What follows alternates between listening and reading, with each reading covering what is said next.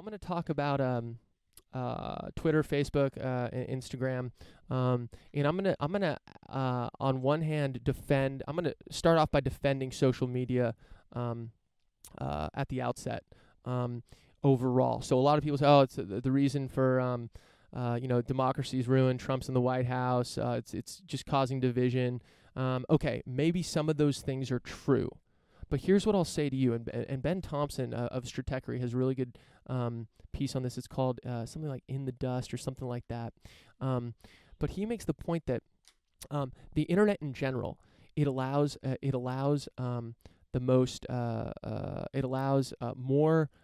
more fake news, but it also allows more facts to get out there. It allows more people that are fucking. It allows protest movements to organize peaceful protest movement. Yes, and it also allows people that are doing violent things to organize better, more effectively.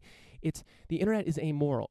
He makes that point. It helps everyone do more. Those that are evil and those that are good. But in the long run, overall, without social media and the ability, screw the word social media, replace that with the ability for an individual to publish, because that's really what social media is. It allows anyone with a click to publish to the entire world, anyone with an internet connection. That's an amazing, amazing thing. We used to have gatekeepers, right? We used to have, a few cable news shows. We used to have newspapers. Everyone read the same thing. Now anyone can get the word out. And now what does that allow? It allows for more transparency and allows to talk about more fucking issues. So this George Floyd video, yes, okay, you dog on Facebook, sure. Tell me what platform that original George Floyd video was released on. It was released on Facebook. The original video, the 10-minute video, and I just tweeted it out because I hadn't watched the original, but it's still on Facebook. That is the original way that allowed this to become a mainstream issue. And he makes the point. Ben Thompson also makes the point that if this was not, if these platforms didn't exist that allow individuals to publish and allow, we had super cheap, smartphones that allow anyone to be a creator. If those things didn't exist, all these things that you say are ruining democracy, or are bad for us. And in many ways, I'm sympathetic to those arguments, but I want you to see the other side as well. I want you to think about the fact that if this video was not recorded and was able to disseminate to everyone in the world, would we be having this dialogue right now? Would we be talking about George Floyd right now? Probably not. It would be on if there was no video evidence of it, it would be in the local, I think their local newspapers, the Star Tribune, would be on page A17, as Ben Thompson said, and no one would talk about it and would say, oh, there was heart disease complications while being arrested, the man George Floyd died. Okay, move on. Boom. What do we have now? We have individuals that are able to publish to anyone with an internet connection to billions of people to get this out there. So I urge you to think about yes, there are no solutions. There are only trade-offs. So social media is not a solution. It's a trade-off. And by my estimation, I think it's good to have more people be able to get more things out there. What does that mean? That means more people are able to get bad stuff out there. But what does it also mean? It allows more people are able to get good stuff out there too. The internet is amoral. So I think it's important to think of these issues that way. And Twitter, Facebook, and Instagram, they actually recently released or they deleted. There's from Team Trump on Twitter, and then also on his Instagram, and I believe his Facebook. They removed video.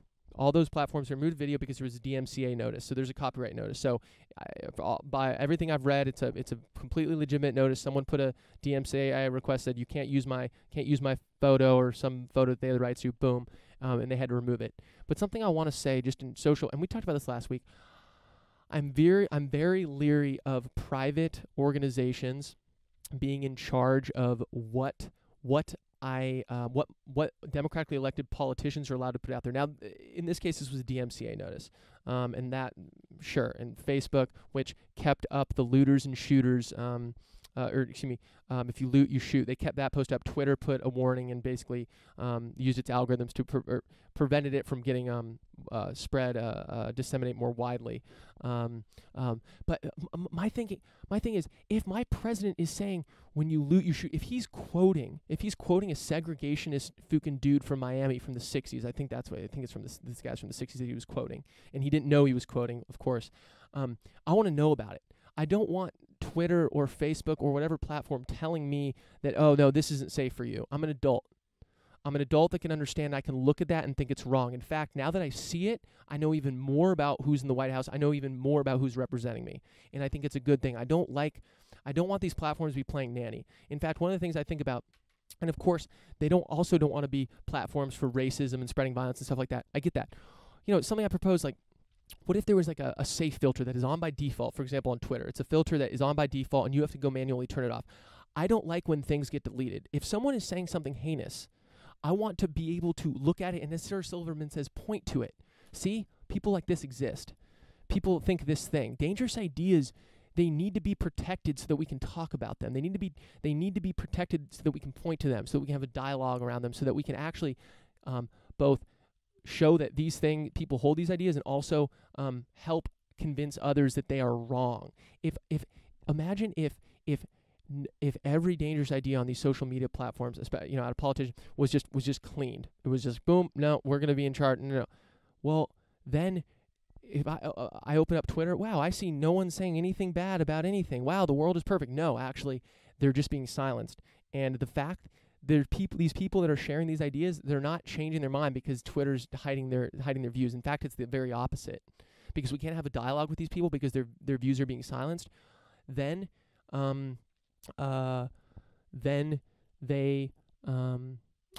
won't change their mind. And in fact, what they do is I constantly see people on the right. They say, oh, this thing was deleted by Instagram. This thing was deleted by Twitter. And what they do is, unfortunately, they use all this energy to say, look, I'm being silenced, all this stuff. And they use all this energy to kind of get on their high horse. Look, I'm fighting a platform, like they're trying to silence me, blah blah blah. And in many ways, I'm sympathetic to their argument, absolutely. But what does that prevent? It prevents our energy. It prevents the energy from them actually talking about these issues to them just saying, "Oh, I was silenced." Well, actually, I'd rather that their issues, their beliefs, however heinous, stayed up there, so we could engage, so that we could point to it, even if they're not open to learning anything. Even if they're not open to change. Like, there's someone that is just putting an idea out there that you find is absolutely heinous and despicable, and even if their mind, they've made up their mind and they don't want to change it at all, it is still helpful to have that idea out there so that we can point to it and say, look, people think this. Let me watch. Look, here's evidence of 20 people that are saying the same thing, and look, this person's a senator, this person's a president, these people have power in our society. These people have power in our society, and this is what they're saying. Do we really want the bad ideas locked up in these people's heads, so they're just talking about it and using it to using these bad ideas to develop policy outside of us knowing that that's what's going on in their head? No. That's not what I want. That's not what I think. That's not a world that I want to live in. That's not a dialogue that I want to have. We need to understand, in a democracy where our adults, dangerous ideas will be out there. We need to be okay engaging with those ideas. That's how we convince people to change their minds. That's how we point to it and say, this exists. See? This exists, so we can talk about it. See, this racism does exist. As Sarah Silverman said, we can point to it.